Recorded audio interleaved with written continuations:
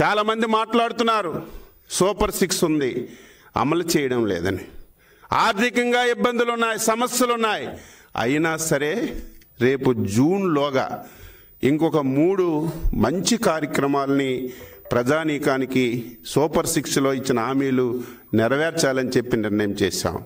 అందులో భాగంగా రేపు పాఠశాలలు తెరిసే సమయానికి ఏదైతే తల్లికి వందనం కింద ఒక పిల్లవాడికి 15,000 ఇస్తామని చెప్పాము, అదేవిధంగా ఎంతమంది పిల్లలుంటే అంతమంది పిల్లలకి, ఒకరున్నా, ఇద్దరున్నా, ముగ్గురున్నా, రేపు స్కూల్స్ రీఓపెనింగ్ సమయానికి తల్లికి వందనం కింద వారి అకౌంట్లో డబ్బులు వేసి స్కూళ్ళు తెరచడానికి ఈరోజు పొలిట్ బ్యూరో నిర్ణయం తీసుకున్నాం.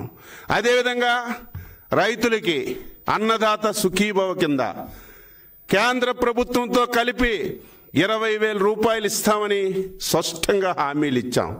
చాలా ఇబ్బందులు ఉన్నాయి, సమస్యలు ఉన్నాయి, కానీ ఇచ్చిన హామీ నెరవేర్చాలి. కాబట్టి రేపు కేంద్ర ప్రభుత్వం మేలో ఇచ్చిన, జూన్లో వాళ్ళు ఇన్స్టాల్మెంట్ ఇస్తే ఆ ఇన్స్టాల్మెంట్తో కలిపి రాష్ట్ర ప్రభుత్వం కూడా అన్నదాత సుఖీభవ కింద ఈరోజు రైతులకి డబ్బులు ఇవ్వాలని నిర్ణయం చేశాం.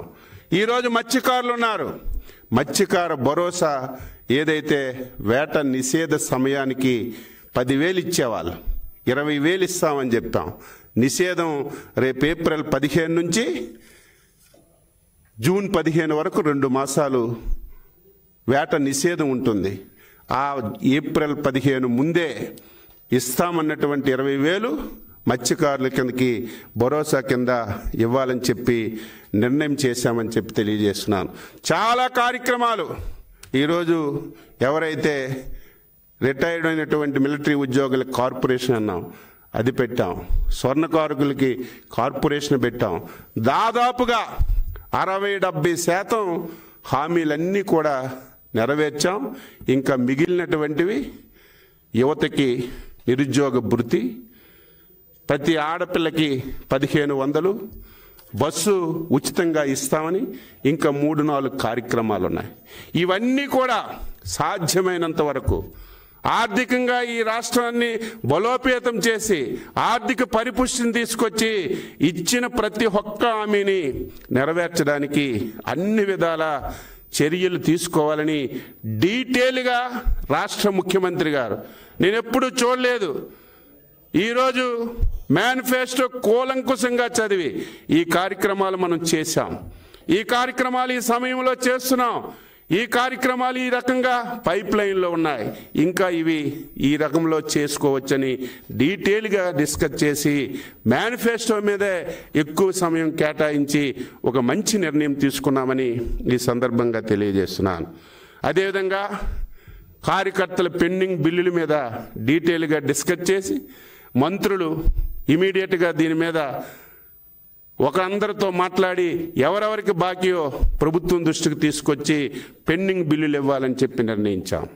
కార్యకర్తల మీద అక్రమంగా పేర్చినటువంటి కేసులన్నింటి మీద కూడా పొలిట్ బ్యూరో డీటెయిల్గా డిస్కస్ చేశాం. ఇవన్నీ ఒక ఎత్తు అయితే ఊచ కోత కోసారు బీసీల మీద, ఎస్సీల మీద, ఎస్టీల మీద అన్యాయంగా చంపేశారు. Doctor Sudhakar, veterinary doctor Atchannaidu, Chandraiah, ఇటువంటి వాళ్ళందరినీ నడి రోడ్డు మీద ఊత కోసి చంపేశారు. ఈ రోజుకి అతి లేదు, గతి లేదు. చంపిన వాళ్ళు ఈరోజు తప్పించుకొని తిరుగుతున్నారు. అందుకే ఈరోజు పొలిట్ బ్యూరోలో ఒక నిర్ణయం తీసుకున్నాం. ఆ కేసులన్నీ బయటికి తీసి ఒక ప్రత్యేకమైనటువంటి ట్రిబ్యునల్ని ఏర్పాటు చేసి వీలైనంత తొందరగా కేసులన్నీ పరిశీలన చేసి తప్పు చేసిన ప్రతి ఒక్కరికి శిక్షించాలని నిర్ణయం చేశాం. దీంతో పాటుగా 5 సంవత్సరాలు విజయనగరం జిల్లాలో రాముడు తల తీయడం, అంతర్వేదిలో రథం కాల్చడం, దేవాలయాల మీద విపరీతం దాడులు జరిగాయి. మళ్ళీ 5 సంవత్సరాల్లో దేవాలయాల మీద ప్రతి జరిగిన దాడిని హోంమంత్రి గారికి చెప్పాం. అవన్నీ తీసి ఆ రోజు ఎవరు చేశారు వాళ్ళందరి మీద వీలైనంత తొందరగా యాక్షన్ తీసుకోవాలని ఈ సందర్భంగా తెలియజేస్తున్నాం. 5 సంవత్సరాలు ఎవరినీ వదలలేదు. ఉద్యోగుల మీద కేసులు పెట్టారు, ఉపాధ్యాయుల మీద పెట్టారు, మీ పాత్రికేయ మీద పెట్టారు. వీలైనంత తొందరగా ఒక టైం బౌండ్ పెట్టుకొని గత 5 సంవత్సరాల్లో ఉపాధ్యాయుల మీద పెట్టిన కేసులు, ఉద్యోగుల పైన పెట్టిన కేసులు, విలేకరుల మీద పెట్టిన కేసులు అన్నీ తీసుకొని కేసులన్నీ కూడా రెఫర్ చేయాలని, కేసులన్నీ ఎత్తివేయాలని ఒక మంచి నిర్ణయం ఈరోజు పాలిట్ బ్యూరో డిస్కస్ చేసి తీసుకున్నామని చెప్పి ఈ సందర్భంగా తెలియజేస్తున్నాను. అదేవిధంగా పార్టీ ప్రధానంగా సభ్యత్వం యువనేత శ్రీ నారా లోకేష్ గారి నాయకత్వంలో సుమారుగా 1,02,00,000 దాటి 2 రాష్ట్రాల్లో సభ్యత్వం తీసుకున్నందుకు పొలిట్ బ్యూరో లోకేష్ బాబు గారికి హృదయపూర్వకంగా అభినందనలు తెలియజేశాం.